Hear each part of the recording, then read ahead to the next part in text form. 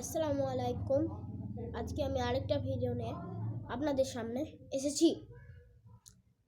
তো আজকে আমি আরেকটা হাদিস বলে আপনাদের কাছে শোনাতে চাচ্ছি। তো তার আগে একটা কথা বলে যাই, আমার চ্যানেল এখন 53টা সাবস্ক্রাইব আছে।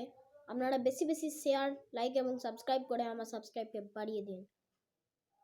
তো আর কোনো কথা না বাড়িয়ে চলেন এবার ভিডিওর দিকে শুরু করা যাক।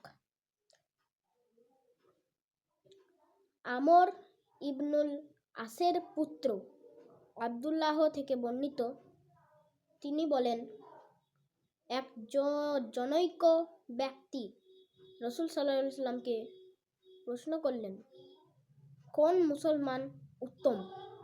তার জবাবে রাসূল সাল্লাল্লাহু আলাইহি সাল্লাম জবাব দিলেন, যে মুসলমানের হাত ও মুখের ভাষা থেকে অপর মুসলমান কষ্ট পায় না, এরকম মুসলমান হলো উত্তম।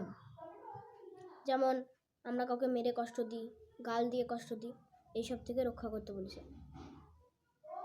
তো সেই মুসলমানই হবে সবচেয়ে শ্রেষ্ঠ, উত্তম। এই হলো আমার হাদিস।